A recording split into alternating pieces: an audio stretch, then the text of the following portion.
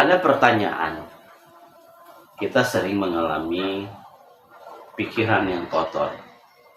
Dan hampir semua orang mengalami hal-hal seperti ini. Berpikir yang tidak sesuai dan kadang-kadang sangat mengganggu. Dan kemudian, bagaimana kita menghadapi pikiran yang kotor? Atau pikiran yang rusak, pikiran yang tidak sesuai dengan yang kita harapkan. Nah, tentu kita harus menghadapinya. Nah, karena pikiran yang tidak baik ini kan kadang-kadang dia datang, kita nggak ngundang datang, tiba-tiba dia datang sendiri. Nah, bagaimana kita menghadapi pikiran yang tidak baik, pikiran yang kotor, dan sebagainya. Alkitab memang memberikan kita informasi bahwa kita harus menjaga pikiran kita dari segala hal yang jahat. Nah, jadi kalau kita baca di Filipi pasal 4 ayat 8 mengatakan bahwa jadi akhirnya saudara-saudara, semua yang benar, semua yang mulia, semua yang adil, pikirkanlah semua itu. Jadi semua yang benar dan sebagainya.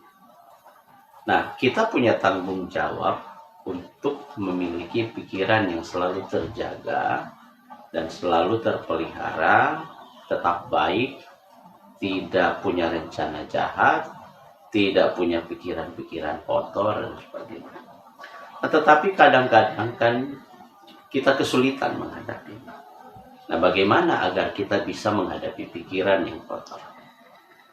Yang pertama, kita perlu mengalami apa yang disebut dengan pembaharuan hati dan pikiran. Jangan kamu menjadi serupa dengan dunia ini, tetapi berubahlah oleh pembaharuan budimu. Yang pertama harus ada pembaharuan budi. Dan semua ini kita tidak bisa lakukan dengan kekuatan kita sendiri. Tidak bisa.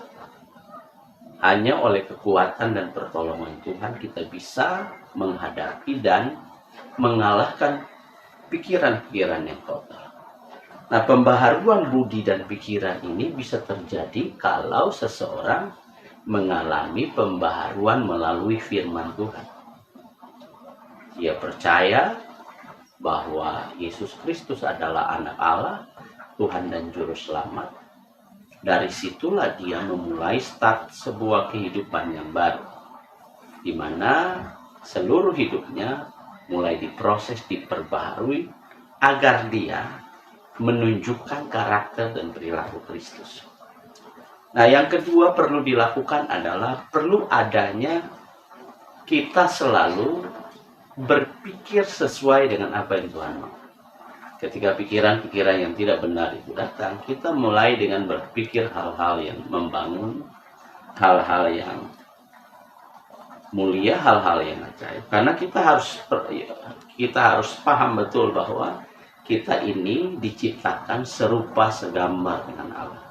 Artinya bahwa kita ini adalah miliknya Allah dan diciptakan sesuai dengan kehendaknya Allah untuk melakukan pekerjaan mulia.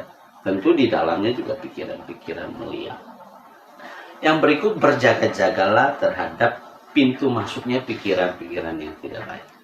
Melalui tontonan, melalui perkataan, melalui pergaulan. Kadang-kadang kita punya teman yang toksik, teman-teman yang sukanya ngomong sembarang, teman-teman yang suka ceritanya yang enggak benar. Akibatnya masuk pikiran-pikiran atau tontonan. Kadang-kadang kan orang bisa saja menonton hal-hal yang tidak. Nah, Amsal mengatakan bahwa jagalah hatimu dengan segala kewaspadaan, karena dari sanalah terpancar kehidupan. Artinya kita tidak boleh melekatkan hati kita kepada hal-hal yang bisa merusak pikiran dan perasaan kita. Dan yang terakhir, berdoalah senantiasa untuk meminta kekuatan dari Tuhan, agar senantiasa kita beroleh kemampuan untuk berpikir benar, menghasilkan hal-hal yang benar, bertindak benar. Nah, dengan itu akan menghilangkan keadaan-keadaan tersebut. Dan tentu kita harus juga menjauhi hal-hal yang memicu pemikiran-pemikiran. Kadang-kadang ada sikap tertentu, ada pergaulan tertentu, situasi tertentu yang mengakibatkan orang berpikir. Karena itu kita penting sekali untuk menghindari situasi-situasi seperti itu. Semoga ini bisa menjadi berkat buat kalian.